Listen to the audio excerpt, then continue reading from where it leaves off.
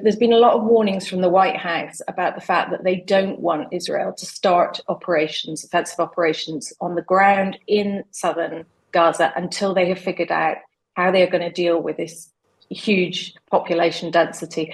The population density now in southern Gaza is 40% greater than that of London.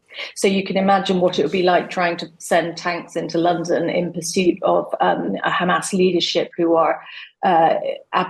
will be hiding underground underneath where those civilians are. Final 24 hours.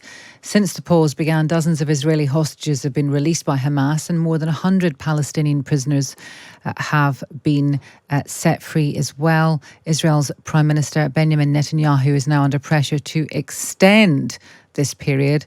So how likely is that? Let's speak to the Times' World Affairs editor, Catherine Philp. Good morning, Catherine. Good morning, Asma.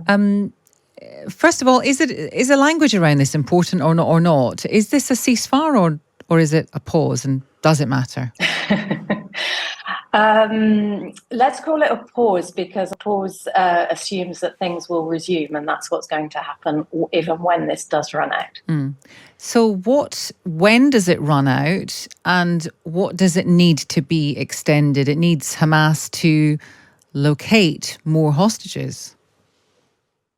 That's correct. So when the original arrangement was struck, it was for 4 days, and over 4 days, Hamas were to release 50 women and children that they had, hostages that were in their captivity.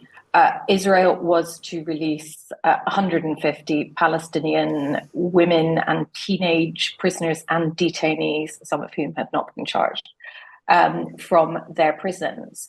And both sides were to hold off all armed hostilities. And there were some other conditions, such as overflight of surveillance drones over Gaza, that were to be limited in the north of Gaza and not at all in the south. And then there was the provision of aid and fuel that was to come into Gaza. So all that was originally agreed would go on for 4 nights, the last of which will be tonight, with the possibility of an extension if Hamas were to continue to release Israeli hostages at a rate of 10 a day. So Hamas has said that it's willing to do that. Benjamin Netanyahu said last night, indicated his willingness, but also was very firm about the fact that Israel will recommence its offensive when this is over. Now, the question, as you rightly pointed out there, is this hinges rather on whether Hamas can lay its hands on sufficient numbers of those hostages to exchange. We are not entirely clear who or how many of the women and children in Gaza are in Hamas's hands. They've said something like 10 to 20, which would mean potentially 2 days respite and the continuation of this agreement. The Qataris believe there are 40 of that kind who are being held by other people in Gaza. And part of the reason for this cessation of hostilities, or this pause in hostilities, was to give Hamas the time to locate those hostages and therefore prepare them. So that all has, we have to see what's happening and whether any of those things are possible in Gaza. Yes. Now, throughout this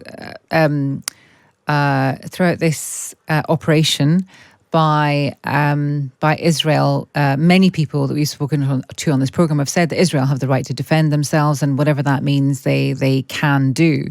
However, now that we've had this 4-day pause, is it more difficult actually for them to restart at the same level as before, or not? Well, it's not just the fact that there's been this pause, it's also the fact that Gaza is now bifurcated in two. So you have northern Gaza where essentially they're carrying out mopping up operations. There are still civilians there, but they keep insisting that they leave. Most of the work they've still to do is in southern Gaza, where almost the entire population is now concentrated. So there's been a lot of warnings from the White House about the fact that they don't want Israel to start operations, offensive operations on the ground in southern Gaza until they have figured out how they are going to deal with this huge population density. The population density now in southern Gaza is 40% greater than that of London. So you can imagine what it would be like trying to send tanks into London in pursuit of a Hamas leadership who will be hiding underground underneath where those civilians are. Goodness me, that's quite the thought. Catherine, thank you for that. That is the Times' World Affairs editor, Catherine Philp.